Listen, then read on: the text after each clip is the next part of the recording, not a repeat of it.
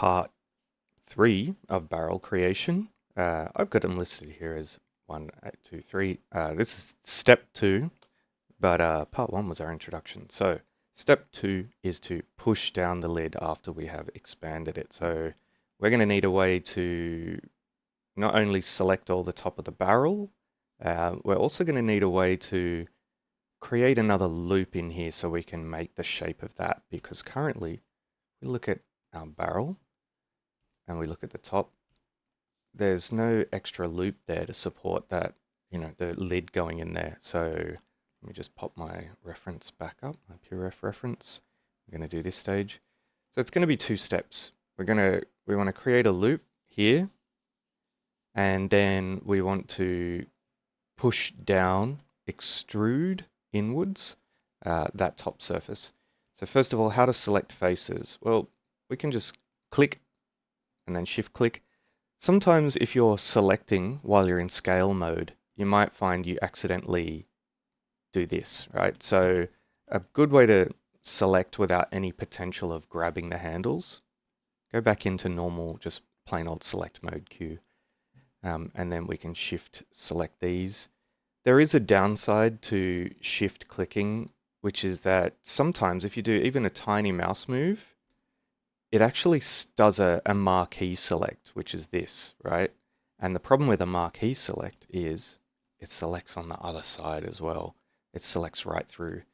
So I find this is totally manageable. You can do this and then just at the end, check if you accidentally selected any.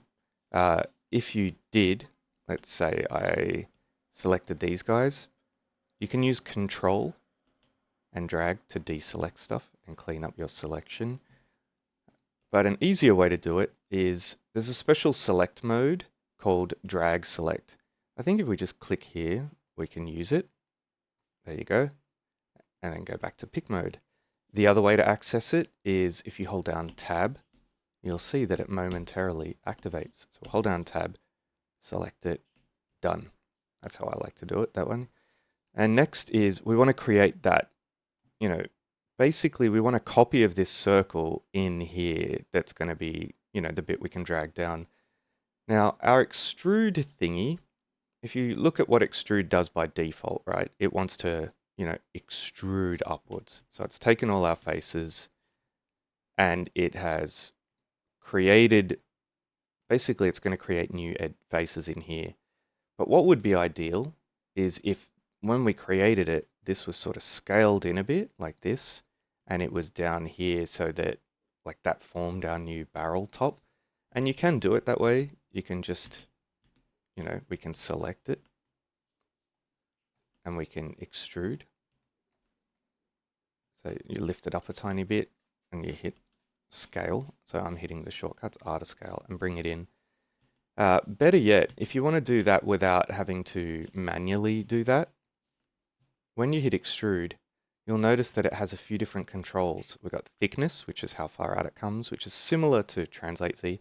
But this one here, offset, it lets you just move it, offset it from the original shape, which is, if you think of the top of our barrel here, it's going to be initially a little circle that's just offset into the middle and then push down. So offset, let's try it. And that looks good. If you want finer grain control, when you're about to drag on the word offset, hold down Control and it'll be finer grained. So basically we want to create, if we look at the top of our barrel, the thickness of the wall is what we're creating. So we'll say it's about there because it's pretty exaggerated. All right. So that's our lid, or at least what, it's our lid and our walls, but at the moment it's completely flush with the top. But you can see that the barrel here, its top is seated down. So we're going to select these interfaces again. We're going to hit extrude. And this time we can use it in its very simple form, which is you can just drag that down. And that's fine as it is. If you want to get really accurate and you know that these are bowing out, you can make the lid a tiny bit bigger, scaled out, sort of this way. Oops. So we're going to have to hit R and then scale it out this way a bit. And then, you've got the bowing of the inner surface of that. You don't have to be that precise if you don't want to, but it's up to you. If I was to do all that really quick without all the explanation, I would go select, hit extrude, use control drag on the yellow word offset to get my thing, hit extrude again, go down, hit R for scale, or pick it over here, and then just scale outward on the XY or XZ plane down here a bit. And there it is. Might go a bit further in. All right, top of our barrel. I haven't made it quite chubby enough, that top section, so I'm going to shift click, shift double click to get all those edges, and I am going to scale it in a bit. Okay, that's it.